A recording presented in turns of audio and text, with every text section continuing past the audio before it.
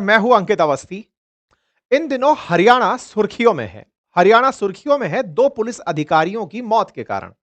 एक है आईपीएस पूरण कुमार, जिन्होंने आत्महत्या की 7 अक्टूबर के दिन चंडीगढ़ में। चंडीगढ़ जो कि हरियाणा और पंजाब की संयुक्त राजधानी है। दूसरे एक एएसआई ने, असिस्टेंट सब इंस्पेक्टर, जिनका नाम है संदीप कुमार, उन्होंने आत्महत्या की हरियाणा में। दोनों की आत्महत्या से पूरी तरह हरियाणा नेशनल डिबेट का विषय बना हुआ है। चर्चाएं हो रही हैं कि आफ्टर ऑल इस आत्महत्या के पीछे की कहानी क्या है। आत्महत्याओं में जिन लोगों की हत्या हुई है वो लोग एक दूसरे से कैसे कनेक्टेड थे, इसके लिए थोड़ा सा फिलहाल एक ब्रीफ कहानी सुन लेते हैं और फिर इसके बाद के जितने भी एंगल्स हैं उनकी चर्चा करते हैं। ब्रीफ कहानी कुछ इस तरह से है कि आईपीएस पूरण कुमार, जो कि जाति से दलित हैं, दलित थे क्योंकि अब वो आत्महत्या कर चुके हैं। आईपीएस पूरण कुमार को उनकी मौत से एक दिन पहले, उनकी आत्महत्या से एक दिन पहले, पुलिस की एक टीम से संदिग्ध रूप से गिरफ्तारी का डर लगता है। ऐसा क्या था?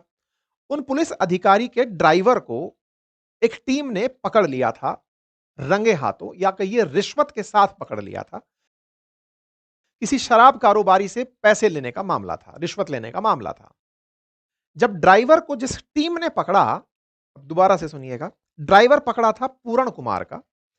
ड्राइवर को पकड़ने वाली जो टीम थी उसमें थे संदीप कुमार। संदीप कुमार जिन्होंने कल अपनी जान दे दी। दोनों जानों में एक कॉमन कनेक्शन, एक भ्रष्टाचार के मामले का। भ्रष्टाचार इस बात का कि रिश्वत ली जा रही थी। ड्राइवर को एक पुलिस की टीम ने पकड़ा। पुलिस की टीम ने जैसे ही ड्राइवर को पकड़ा, उधर आईपीएस पूरण कुमार ने अपने आप को गोली मार ली। कहानी सुनते ही प्रथम दृश्यता ऐसे लगती है कि जिस टीम ने ड्राइवर को पकड़ा था, उसके दबाव में पूरण कुमार को डर लगा कि कहीं उनकी बेइज्जती ना हो जाए। इतने सीनियर ऑफिसर, वर्ष 2001 बैच के अधिकारी, उनको कहीं इस भ्रष्टाचार के आरोप में ना पकड़ लिया जाए, इसलिए उन्होंने आत्महत्या कर ली। एक कहानी का पार्ट ऐसा प्रतीत होता है। फिर संदीप कुमार ने क्यों आत्महत्या की? आगे कहानी बढ़ती है। कहानी में निकल कर आता है कि पूरण कुमार, जो कि दलित थे, उन्हें फंसाने के लिए यह सारा प्रयास किया जा रहा था। उनकी मौत की वजह से उनकी पत्नी, पूरण कुमार की पत्नी आईएएस ऑफिसर हैं हरियाणा के अंदर, उनके द्वारा अपने पति की आज तक पोस्टमार्टम नहीं करवाने दी गई। उनकी पत्नी ने अपने पति की डेड बॉडी को पीजीआई में रखवाया हुआ है, चंडीगढ़ पीजीआई में। आज कोर्ट के आदेश के बाद उनका पोस्टमार्टम हो रहा है। ऐसे में मसला यह कि उनके दबाव में अब जांच पहुंचना शुरू होगी कि क्या यह भ्रष्टाचार का आरोप झूठा तो नहीं था। और ऐसे में कहीं जिस एएसआई ने खुद को गोली मार ली, वो एएसआई कहीं इस बात से तो नहीं डरा था कि यह जांच आते हुए उस तक पहुंच जाएगी। हर तरफ बहुत सारे प्रश्न। इन प्रश्नों में सबसे ऊपर जातिगत समीकरण। आईपीएस पूरण कुमार चूंकि दलित जाति से आते हैं, ऐसे में दलितों के साथ डिस्क्रिमिनेशन एक बड़ा मुद्दा बनकर भारतीय राजनीति में आता है। Leader of opposition Rahul Gandhi ji इस मुद्दे को राष्ट्रव्यापी रूप से उठाते हैं। चर्चाएं होती हैं कि क्या देश के अंदर दलित पढ़ लिख करके भी डिस्क्रिमिनेशन का शिकार होते रहेंगे। वहीं दूसरी तरफ जिस तरह से संदीप कुमार की मौत हुई, जो कि ओबीसी से आते हैं, जाट थे, संदीप लाठर थे। हरियाणा में जाट जाति 25 से 30% तक आबादी का हिस्सा है। ऐसे में दूसरा सवाल यह कि जिसने आत्महत्या इस बात के कारण कर ली कि लोगों को यह पता चले कि यह आदमी जिसे जाति के ऊपर कार्ड खेल रहा है, असल में वो भ्रष्टाचारी था और वो भ्रष्टाचार को बचाने के लिए जाति का कार्ड खेल रहा है। अब इन सारी कहानियों को अब आपको पूरी सिलसिलेवार तरीके से सुनना है। मैंने ब्रीफ इंट्रो इस बात का इसलिए दे दिया क्योंकि किरदार परिचय रहे और उस पूरी कहानी को सिलसिलेवार तरीके से आप सुनते चलें। कहानी का निष्कर्ष जो भी निकले आप कमेंट के अंत में बता दीजिएगा। पहले इस पूरे सेशन को शुरू करते हैं, सिलसिलेवार घटनाक्रम को समझने का प्रयास करते हैं कि अल्टीमेटली आईपीएस पूरण कुमार भ्रष्टाचार के डर से या दलितों की होने की वजह से डिस्क्रिमिनेट हुए। प्रयास करते हैं संदीप कुमार के आरोपों को समझने का कि क्या वाकई में हरियाणा के अंदर कुछ ऐसा डिस्क्रिमिनेशन चल रहा है। सारी बातों को कहानी के थ्रू शुरुआत से लेकर एंड तक समझने का प्रयास करते हैं। सबसे पहले आपके सामने एक तस्वीर से आप इस बात को पहचानने को स्थापित कीजिए। जो व्यक्ति आपके सामने दिखाई दे रहे हैं, आप हैं संदीप कुमार, जो कि अब नहीं रहे। आपको मुख्यमंत्री द्वारा सम्मानित करते हुए एक तस्वीर दिखाई दे रही है। आपने मरने से पहले अपना एक वीडियो बनाया, लगभग 6 मिनट का वो वीडियो था। उस वीडियो को पूरा मैंने भी सुना। उस वीडियो के अंदर आप अपनी ईमानदारी की बात कर रहे हैं और आप अपनी ईमानदारी के साथ-साथ पूरण कुमार जिनको मरने से पहले नामजद कर गए, जिनके बारे में लिख गए, जिनके ऊपर आरोप लगा गए कि इनकी वजह से मैं सुसाइड कर रहा हूं, जिसमें डीजीपी ऑफ हरियाणा और तत्कालीन एसपी ऑफ रोहतक के नाम शामिल हैं, उनके बारे में भी आप चर्चा करते हुए दिखते हैं। आप डीजीपी को ईमानदार आदमी कहते हैं और ऐसा कहते हुए सुसाइड कर लेते हैं, अपने आप को गोली मार लेते हैं, यह कहते हुए कि उनकी दलित राजनीति के चलते डीजीपी साहब को हटाया जा रहा है, केस को घुमाया जा रहा है, भ्रष्टाचार का आरोप है जिस व्यक्ति पर, उस व्यक्ति ने इस पूरे मुद्दे को कास्ट पर कन्वर्ट कर दिया है और कन्वर्ट करके वो दबाव बना करके उन अधिकारियों को हटाने के लिए सरकार पर प्रेशर बना रहा है। इसलिए इन्होंने अपने आप की कुर्बानी भगत सिंह के तर्ज पर देने का निर्णय किया ताकि देश जागे और समझे कि एक भ्रष्ट अधिकारी किस तरह से जाति का कार्ड खेल रहा है। ऐसा कहते हुए इन्होंने अपने आप को गोली मार ली, यह कहते हुए कि मैं उस टीम में था जिसने उनके ड्राइवर को गिरफ्तार किया था। यह पता चले कि वो गिरफ्तारी सही थी, ये साइबर सेल के अंदर थे, ये उस सेल में थे जो कि लोकेशन ट्रेस करना, वॉइस रिकॉर्डिंग करना, सारी काम करती थी। ठीक है साहब, ये इनके अंतिम समय की तस्वीर है और ये संदीप कुमार हैं और आप पूरण कुमार हैं। संदीप लाठर और पूरण एससी जाति से आते हैं। ठीक है साहब, आइए अब इन दोनों की कहानी में, क्योंकि हरियाणा के अंदर दो अधिकारी, एक उच्चस्थ अधिकारियों में से एक एडिशनल डीजीपी रैंक के अधिकारी और दूसरी तरफ एएसआई, यानी कि जहां से अधिकारियों का शुरू होता है क्रम, वहां पर बैठे अधिकारी।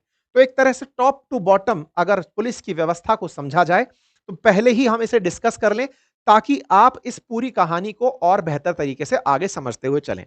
देखिए, पुलिस के अंदर जो पद चिन्ह लगते हैं उनमें स्टार लगना शुरू हो जाते हैं जब असिस्टेंट सब इंस्पेक्टर होते हैं। सब इंस्पेक्टर एएसआई को सिंगल स्टार, सब इंस्पेक्टर को डबल स्टार, सब इंस्पेक्टर से ऊपर ट्रिपल स्टार इंस्पेक्टर जिसे सीआई बोलते हैं। कैप चेंज होते ही सीओ हो जाते हैं। उसके बाद में डीएसपी, ट्रिपल स्टार के साथ डीएसपी, एडिशनल एसपी, एएसपी के साथ में अशोक स्तंभ आता है और एडिशनल एसपी से ऊपर चलते समय फिर एसपी, एसपी से ऊपर कई जगह पर सीनियर एसपी जिन्हें आप एसएसपी कहते हैं, उसके बाद डीआईजी, डीआईजी के बाद आईजी, आईजी के बाद एडीजी यानी कि एडिशनल डीजीपी और उसके बाद में डीजीपी। ये पुलिस का क्रम तरीका होता है। तो एक तरीके से कांस्टेबल, फिर हेड कांस्टेबल और उसके बाद एएसआई। एएसआई सबसे पहले स्टार रैंक में शुरू होने वाला पद है। तो एएसआई थे संदीप और यहां पर जो पूर्ण है वो आईजी और आईजी से ऊपर एडीजी यानी एडिशनल डीजीपी, उस कैडर के व्यक्ति थे। कई जगह अखबारों में इन्हें आईजी कोट किया गया है और कई जगह इन्हें एडिशनल डीजीपी कोट किया गया। तो मैं अभी आईजी और एडिशनल डीजीपी दोनों पदनाम यूज कर रहा हूं। आप ऐसे समझिए कि राज्य की टॉप मोस्ट पोस्ट पर पहुंचना, जो डीजीपी टॉप मोस्ट पोस्ट है, उस पर पहुंचने से पहले वाले पदों पर थे, सेकंड लास्ट या फर्स्ट लास्ट पोस्ट पर थे। ठीक है साहब, इनकी मौत के लिए इन्होंने जिन्हें जिम्मेदार ठहराया है वो दो पद क्रमांक भी जान लीजिए। देखिए, पुलिस व्यवस्था से मेरा वास्ता रहा है, ऐसे में मैं आपको थोड़ा सा अनुभव साझा करते हुए बता सकता हूं कि पुलिस में जो सबसे प्रभावशाली पद होते हैं वो तीन ही होते हैं। प्रभावशाली से मतलब है जिनके हाथ में डिसीजन मेकिंग होती है या जिनके हाथ में एक तरह से कहिए कि सबसे ज्यादा धाराओं पर या फिर नियंत्रण का सबसे बड़ा अधिकार होता है। सबसे ऊपर होता है डीजीपी, जिसका पूरे राज्य की पुलिस पर कंट्रोल होता है, लेके पोस्टिंग से, लेके प्रमोशन से, लेके ट्रांसफर से, सारी की सारी नीति निर्धारित करता है DGP, director general of police. दूसरा व्यक्ति जो सबसे पावरफुल होता है पुलिसिंग के अंदर वो होता है एसपी, सुपरिटेंडेंट ऑफ पुलिस। कई जिलों के अंदर पुलिस का जो जिला कप्तान होता है वो एसपी होता है, कई जिलों में एसएसपी होता है। जब जिले बड़े होते हैं तो वहां पर एसएसपी यानी सीनियर सब सुपरिटेंडेंट ऑफ पुलिस को जिले का अधिकारी बनाया जाता है। उत्तर प्रदेश में आप कई जगह एसएसपी को सुनते हैं और राजस्थान के अंदर बहुत से जिलों में आप एसपी नाम से सुनेंगे, हरियाणा में भी एसपी सुनेंगे। तो दूसरा पावरफुल पद उत्तर प्रदेश के रेफरेंस में एसएसपी और राजस्थान और हरियाणा के रेफरेंस में एसपी, वो जिले का जिला कप्तान होता है। और तीसरा जो सबसे पावरफुल पद होता है वो है चौकी का इंचार्ज, जिसे आप इंस्पेक्टर बोल सकते हैं, लेकिन इंस्पेक्टर पद पर रहते हुए उसके पास थाना हो यह जरूरी नहीं है। बहुत सारे थाने अधिकारी, बहुत सारे इंस्पेक्टर्स ऐसे होते हैं जिनके पास थाने का पद नहीं होता है, यानी थाना प्रभारी नहीं होते। थाना प्रभारी जो कि चार्जेस को फ्रेम करवाता है कि हां भाई इन्होंने ये जुर्म किया है, इस जुर्म के आधार पर इन पे ऊपर ये धाराओं में केस दर्ज किया जा रहा है, उसके द्वारा जो धाराएं लिखी जाती हैं बाद तक वही डिफेंड होती हैं। अब वो जो थाना प्रभारी है वो अपने अधीन में एक टीम बना लेता है, जिसमें सब इंस्पेक्टर भी हो सकते हैं, एएसआई भी हो सकते हैं, जिन्हें जांच अधिकारी बना देते हैं कि आप इस मामले के बारे में जांच करके रिपोर्ट लिख कर लाइए, मेरे ऊपर से साइन ले जाइएगा। तो कुल मिलाकर के पुलिस पदक्रम में ये 3 सबसे प्रमुख पद होते हैं। आप बीच में थे, कहां पर थे?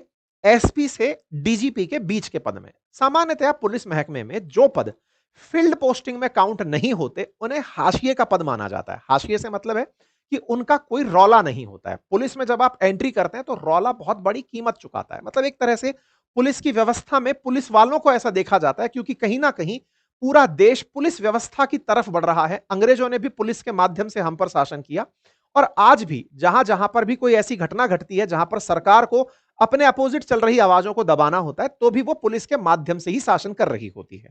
पुलिस अगर आपके साथ है तो देश में शांति है, राज्य में शांति है। और पुलिस ही अगर गुंडे के रूप में है तो उससे ज्यादा बड़ा अपराधी फिर कोई नहीं हो सकता। फिर वर्दी के अंदर गुंडे के रूप में पुलिस ही पाई जाती है। बहुत सी जगह आपने फिल्मों में ऐसा देखा है कि पुलिस चाहे तो ये कर सकती है, पुलिस चाहे तो वो कर सकती है। कहीं ना कहीं वो सत्य के बहुत नजदीक भी है। हालांकि पुलिस में इंटरफेरेंस करने का काम करता रहता है प्रशासनिक अधिकारी, जो होता है एक आईएएस ऑफिसर।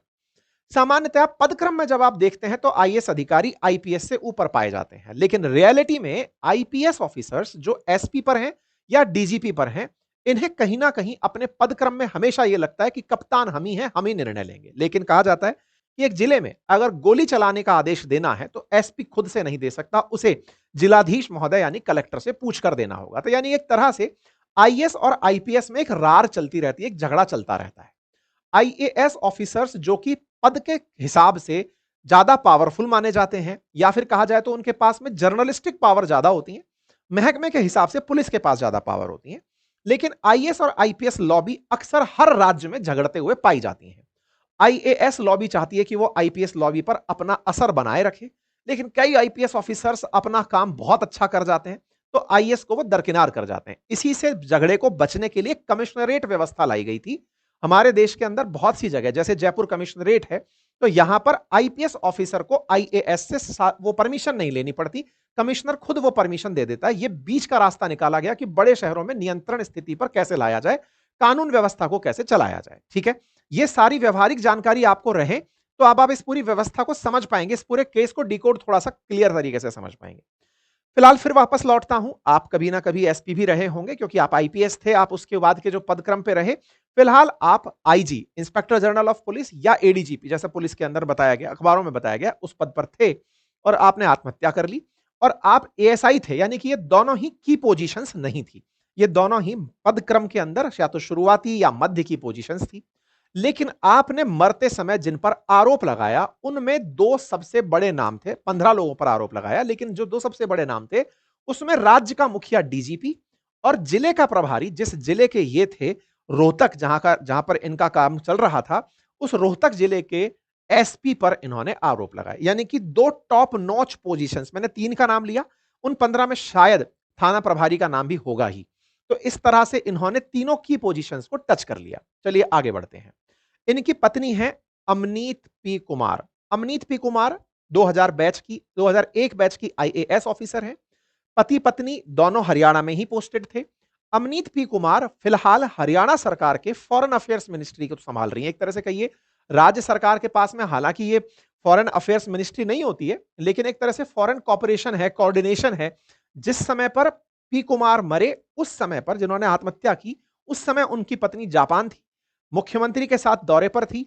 जापान के अंदर उस समय पर हरियाणा सरकार के द्वारा जो जापान पवेलियन बना है उसके निरीक्षण पे थी, साथ साथ थी सरकार के, यानी कि मुख्यमंत्री के साथ यात्रा पर थी। ठीक है साहब, फॉरेन कोऑर्डिनेशन का काम संभाल रही थी राज्य सरकार की तरफ से। ठीक है, तस्वीरों को देखकर अंदाजा लगा सकते हैं कि अब ये इतना हाई प्रोफाइल मामला बन चुका है कि इसमें लीडर ऑफ अपोजिशन परिवारजनों से मिलते दिख रहे हैं। लीडर ऑफ अपोजिशन यहां क्या कर रहे हैं? इनका तर्क यह है कि जो व्यक्ति मरा उसने सुसाइड नोट पर अपने मरने के कारणों में खुद का दलित होना कई बार मेंशन किया है। यह मेंशन किया है कि उसके दलित होने के कारण उसका राज्य में डिस्क्रिमिनेशन हुआ, पुलिस विभाग के द्वारा, आईएएस लॉबी के द्वारा तमाम जगह पर उनके साथ में बर्ताव दोयम दर्जे का किया गया, उनको इज्जत नहीं दी गई। उससे दुखी होकर के उन्होंने एक पूरा सुसाइड नोट लिखा और जिन जिन से वो प्रभावित थे उनका नाम लिख करके खुद को गोली मार ली। ऐसे में लीडर ऑफ अपोजिशन यहां पर हाजिर होकर के अपनी तरफ से शोक संतप्त परिवार को अपनी बात रखते हैं। साथ में देश में सरकार के सामने यह मांग रखते हैं कि दलित इतने ऊंचे पद पर पहुंचकर भी अगर डिस्क्रिमिनेशन का सामना कर रहा है तो फिर बाकी लोगों का क्या हो सकता है। अब मैं आपको थोड़ा सा हरियाणा की कास्ट सेंसस भी बता देता हूं। कास्ट की डेमोग्राफी भी यही समझते चलिए। हरियाणा की 100% पॉपुलेशन में लगभग 25 से 30%, हालांकि जनगणना हुए लंबा टाइम हो चुका है, 2021 में होनी थी वो अब तक नहीं हुई है। 2011 के आंकड़ों को अगर देखें तो 25 से 30% अनुमानित यहां पर जाट है हरियाणा के अंदर। उसके बाद जो सेकंड लार्जेस्ट कम्युनिटी जो 20 से 21% बताई जाती है वो दलितों की है हरियाणा में। लगभग 50% दलित और जाट का है। उसके बाद बची हुई 50% में बाकी जो 36 बिरादरियों के बचे हुए लोग हैं वो आते हैं, जिसमें कि पंजाबी समुदाय भी है, तो ब्राह्मण भी है, तो राजपूत भी है, तो सैनी भी है।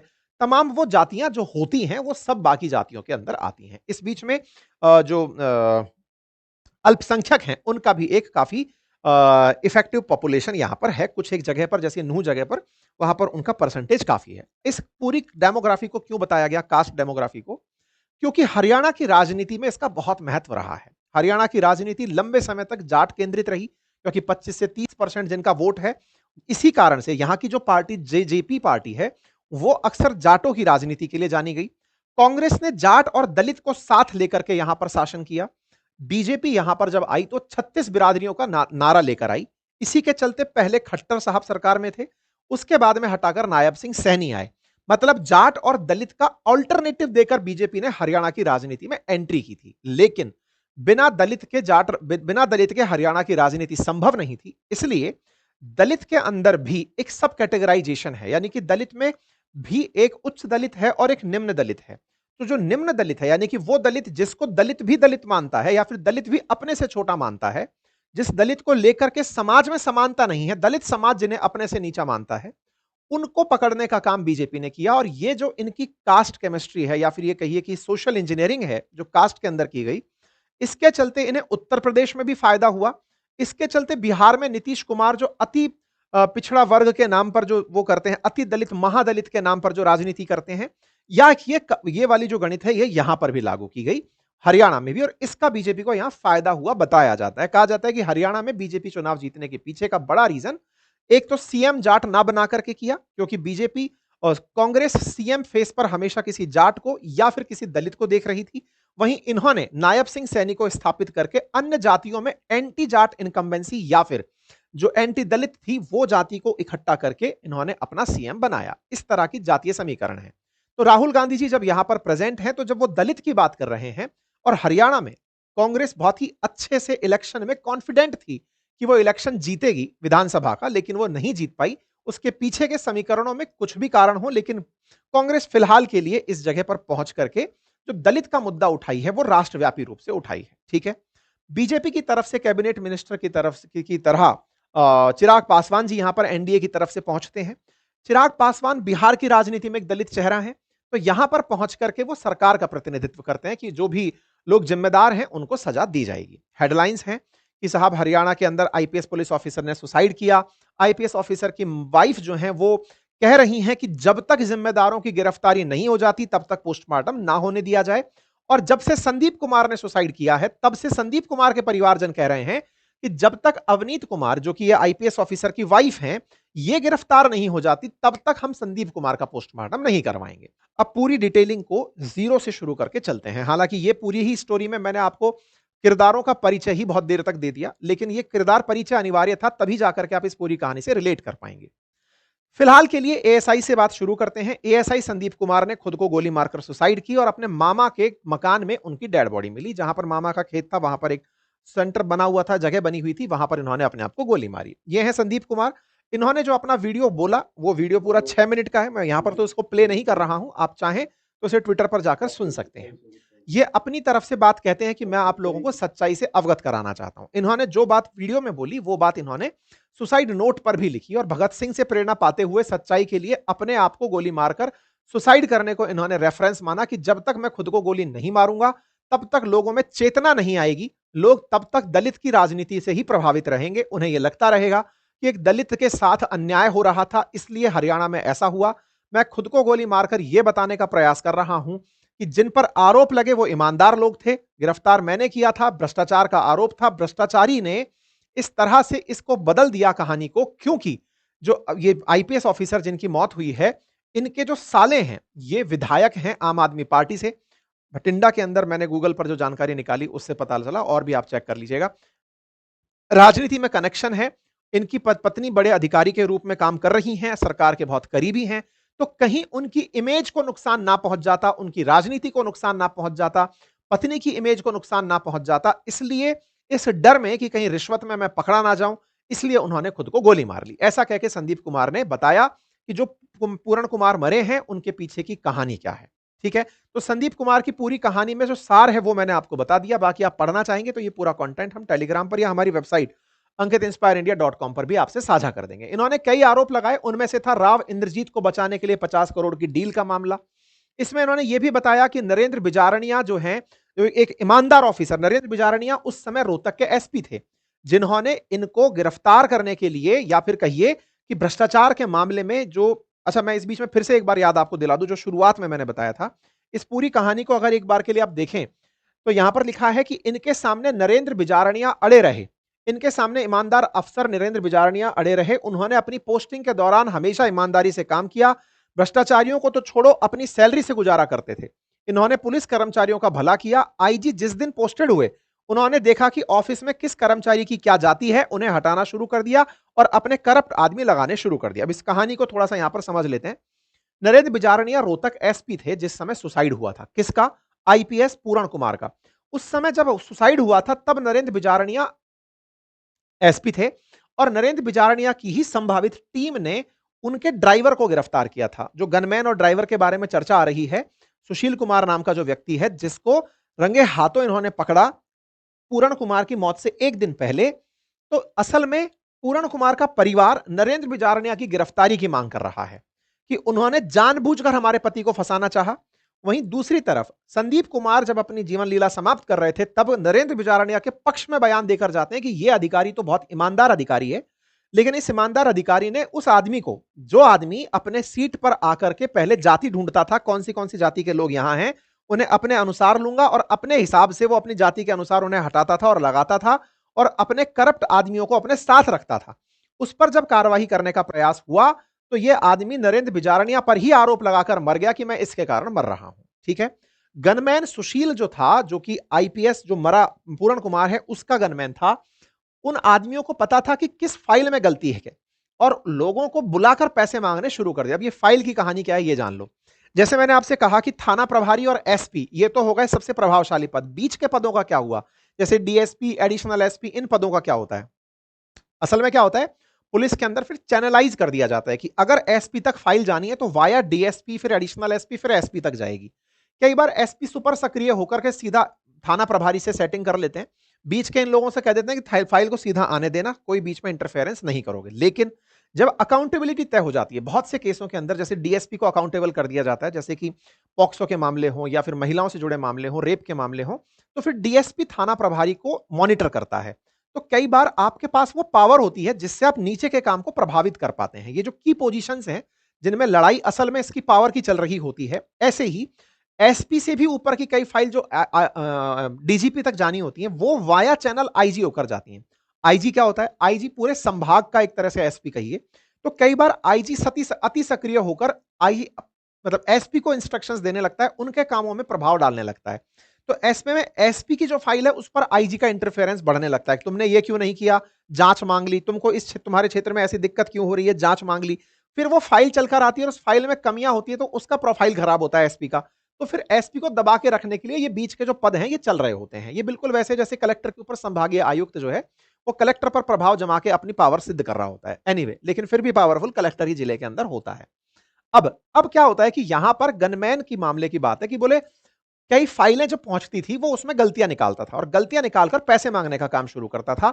इनको पता होता था किस फाइल में क्या गलती है, और ऐसे में जब ये लोग पैसा मांगते थे, इसकी पत्नी आईएएस है और साला विधायक है, और न्याय हमेशा जनता करती है। तो मैं आज सच्चाई बता रहा हूं, जो इनके खिलाफ भ्रष्टाचार की शिकायत दी गई थी उसी से डरकर इसने सुसाइड किया है। ऐसा कहते हुए संदीप ने खुद को गोली मार ली। कहा कि गनमैन और ड्राइवर की मिलीभगत थी, ये एक जगह से रिश्वत कलेक्ट कर रहे थे, वे पैसे गाड़ी के डैशबोर्ड में ही रह गए और ये गाड़ी लेकर के चला गया था। तो भ्रष्टाचार की जांच होनी चाहिए, ऐसा संदीप बताते बताते गए। और उन्होंने अपनी तरफ से जाते हुए यह भी कहा कि डीजीपी बहुत ईमानदार आदमी है, ये आईएएस लॉबी चाहती है। मैंने शुरुआत में भी आपको बताया था, इससे आप इस बात को रिलेट करिएगा कि डीजीपी बहुत ईमानदार आदमी है, ये आईएएस लॉबी ये चाहती है कि डीजीपी चले जाएं और हम मलाई खाएं। ये देश का नाश कर रहे हैं, इसलिए भगत सिंह की तरह ये ऐसा काम करते हुए चले गए। ठीक है, ये अपनी बात को पूरी तरह से मैंने आपको बीच बीच में से बता दिया, जो आपको यहां से पता होना चाहिए। पैसे की कुल मिलाकर बात थी, और बात में ये कि पैसे सुनारिया से सुशील कुमार ने लाकर दिए थे, गाड़ी के डैशबोर्ड में पैसे थे, इसकी बेटी ने लिए थे। इससे पता चल गया कि पैसे की बात सामने आई, इसलिए सुसाइड कर लिया। ठीक है, ये मतलब पूरण कुमार के बारे में जो बात है, जो आरोप लगा उनके बारे में। अब पूरण कुमार का भी पक्ष जानेंगे, लेकिन सबसे पहले सबसे ताजा जो अपडेट है आपने वो जान लिया। पूरण कुमार पर आरोप लगा रिश्वत के पैसे का, कि रिश्वत ली थी, इस चक्कर में उन्होंने पकड़ में ना आ जाएं, इसलिए उन्होंने सुसाइड कर लिया। अब यहां से पहला एक मामला तो सेटल करते हैं, और वो ये कि क्या भ्रष्टाचार एग्जिस्ट करता है। देखिए, कितना भी सरकारें अपनी तरफ से चिल्ला चिल्ला कर कह दें कि हमने भ्रष्टाचार समाप्त कर दिया, हमने काला धन समाप्त कर दिया, सब आपकी आंखों के सामने है, और जो पावर में है उन्हें सब पता है कौन भ्रष्ट ऑफिसर है, कौन कितना पैसा मंथली खाता है, कौन कितना पैसा इधर से उधर करता है। अगर ये बात मैं बोल करके सच पहली बार बता रहा हूं, तो फिर मुझे भी डोनाल्ड ट्रंप की तरह पुरस्कार के लिए नामित कर दिया जाना चाहिए। ये इतना ओपन सीक्रेट है कि बस ये सीक्रेट ज्यादा है, ओपन कम है ना। सबके बारे में सबको पता होता है। ऐसे में इनका जो आरोप है, ये आम जनता को बताने के लिए था कि सुन लो दुनिया वालों, वो भ्रष्टाचारी था। महकमा सबके बारे में सब जानता है, एसपी साहब की कितनी बंधी हुई है, कि इंचार्ज साहब की कितनी है, कि डीएसपी का कट कितना है, कि सबका। ऐसा नहीं है कि पूरा महकमा करप्ट होता है, बहुत से लोग यहां पर। और इंटरेस्टिंग बात मैं आपको बता दूं कि हर महकमे में कुछ ईमानदार लोग भी हैं। इस तरह से हम यूनिवर्सल सबके ऊपर कवर नहीं डाल सकते कि साहब ये पैसे लेते हैं और ये पैसे नहीं लेते। ठीक है, इसके जो इनके आरोप थे, अब इनकी गंभीरता आरोपों पर तब ज्यादा बढ़ जाती है जब ये खुद को मार लिए कि भाई देखो, मैं बताने के लिए कि देखो ये आदमी भ्रष्टाचारी था, लेकिन फिलहाल ये कह रहा है कि डीजीपी को हटाओ, एसपी को हटाओ, इसके परिवारजन पीछे पड़े हुए हैं, वो भ्रष्टाचार को छुपाने के लिए जाति का कार्ड खेल रहे हैं, ऐसा कहते हुए ये खुद को गोली मार लेते हैं। अब चलते हैं पूरण कुमार की कहानी पर। अब इनकी कहानी सुनिए साहब। ये हरियाणा में तैनात हैं, 2001 बैच के आईपीएस ऑफिसर हैं। इनकी पत्नी है अमनीत पी कुमार, जो कि आईएएस ऑफिसर है, 2001 बैच के ऑफिसर है। स्वास्थ्य, वित्त और औद्योगिक विकास जैसे सेक्टर्स में काम करती रही हैं। 2025 में 7 अक्टूबर 2025 को इन्होंने खुद को गोली मार ली, चंडीगढ़ के अपने घर के अंदर। चंडीगढ़ के बारे में भी जान लीजिए। देखिए, चंडीगढ़ हरियाणा पंजाब की संयुक्त राजधानी तो है ही है, वो एक यूनियन टेरिटरी भी है, और वहां पर जैसे जम्मू कश्मीर के अंदर भारत की तरफ से उपराज्यपाल केंद्र सरकार की तरफ से बिठाए हुए हैं, ऐसे चंडीगढ़ में एडमिनिस्ट्रेटर बैठते हैं। और एडमिनिस्ट्रेटर फिलहाल गुलाब चंद कटारिया हैं, जो कि बीजेपी के नेता थे, राजस्थान से ही थे। ठीक है, चंडीगढ़ के अंदर जो सरकार है, वो एक तरह से कहिए कि यहाँ की पुलिस केंद्र के सीधे कंट्रोल में होती है। चंडीगढ़ की पुलिस जैसे दिल्ली की पुलिस कंट्रोल में होती है। ये एडिशनल रेफरेंस में मैं आपको बताता चल रहा हूं, सो दैट आप आगे की कहानी को आप रिलेट कर पाए। आगे चलते हैं।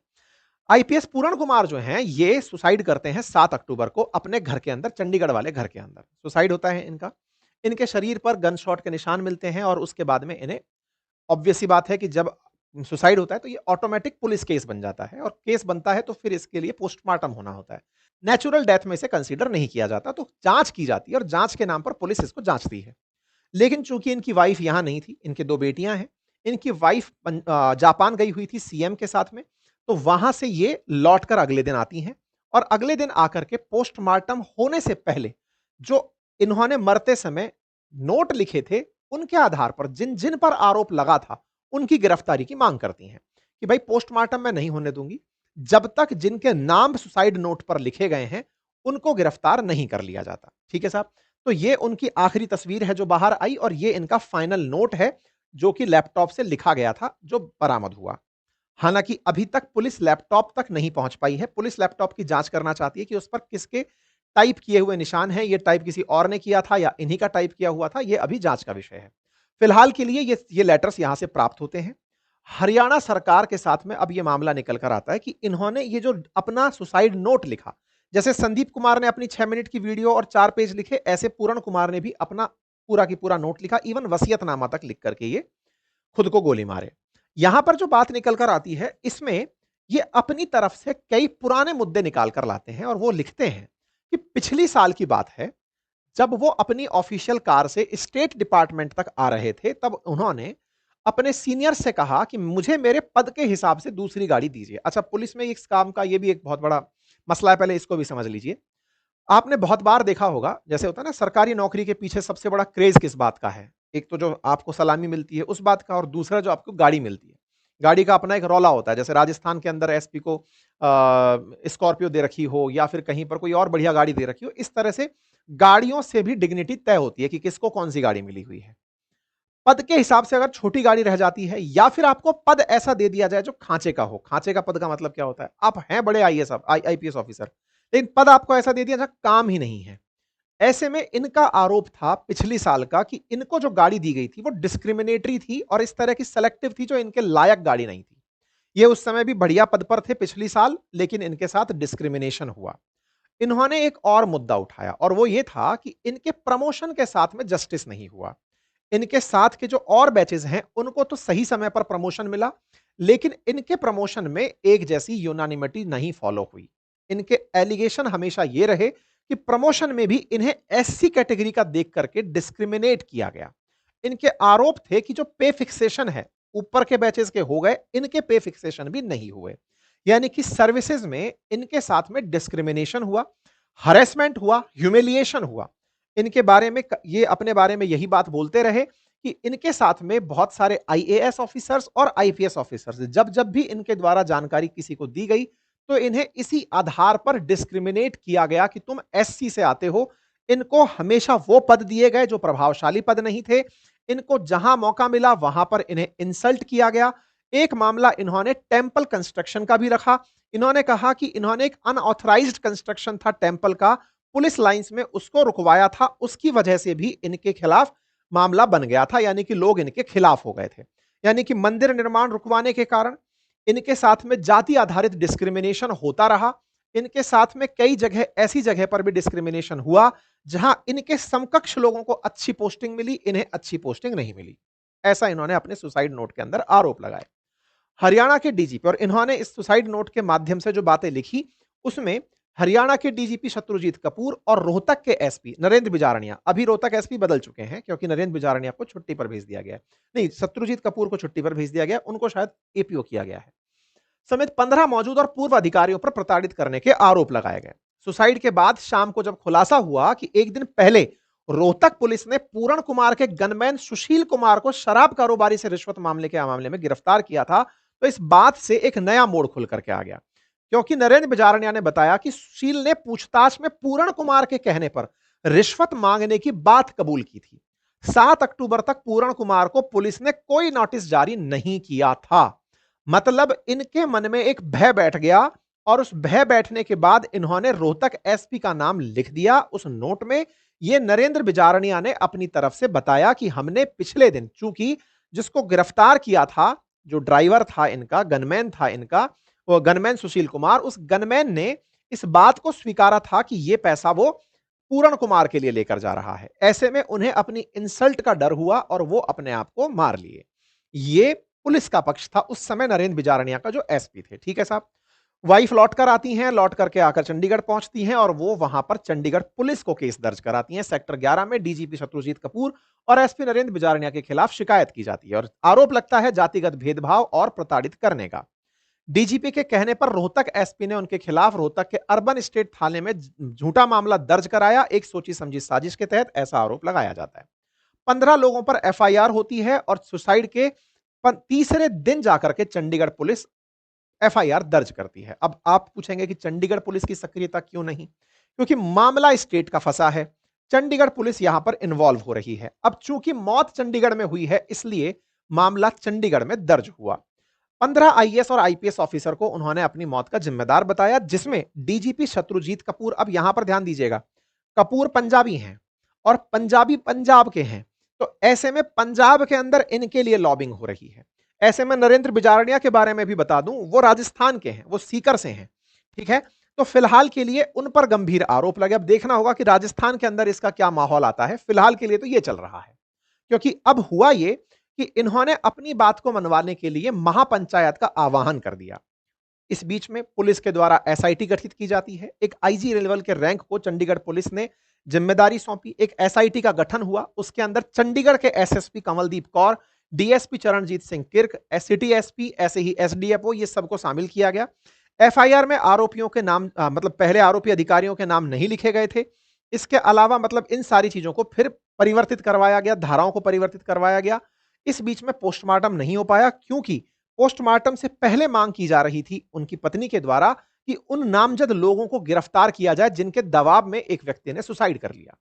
ऐसे में पोस्टमार्टम के लिए परिवार सहमत नहीं हो रहा है। सरकार के द्वारा बार बार आश्वासन दिया जा रहा है कि हां, हम उनको कड़ी से कड़ी सजा देंगे। इस बात से प्रभावित होकर के 12 अक्टूबर को महापंचायत का ऐलान होता है कि सब बुलाया जाएगा, और ये इनकी पत्नी के द्वारा रविदास गुरुद्वारे के अंदर एक महापंचायत बुलाई जाती है, जहां पर मांग की जाती है कि कैसे मतलब सरकार पर दबाव क्रिएट किया जाए कि जो आरोपी लोग हैं उनको गिरफ्तार किया जाए। सरकार की मजबूरी क्या है? सरकार की मजबूरी यह है कि पुलिस के सबसे बड़ी मुखिया के ऊपर सवाल जा रहा है, चीफ सेक्रेटरी के ऊपर सवाल जा रहा है, प्रशासन जिनसे चल रहा है उनके नाम उसमें चले आए।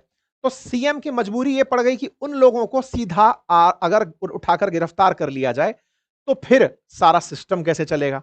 लेकिन यहां पर दूसरा सवाल जो हमको पढ़ाया जाता है, समानता का अधिकार, उसका क्या हुआ? हम तो ये कहते हैं कि हमारे देश में तो कितना भी पैसे वाला हो चाहे आम आदमी हो, न्याय के सामने सब समान। लेकिन यहां पर न्याय कहीं ना कहीं कॉम्प्रोमाइज होता दिखा परिवारजनों को, इसीलिए उन्होंने महापंचायत बिठाकर एक प्रेशर बनाने का प्रयास किया ताकि सरकार कुछ कार्रवाई करे। सरकार कार्रवाई नहीं कर रही, इस बात के ऊपर अपोजिशन सक्रिय होता है। अपोजिशन की तरफ से राहुल गांधी जी परिवारजनों से मिलने जाते हैं और वो परिवारजनों को साथ सांत्वना साझा करते हुए सरकार से कहते हैं कि जो जिम्मेदार हैं उन्हें गिरफ्तार किया जाए।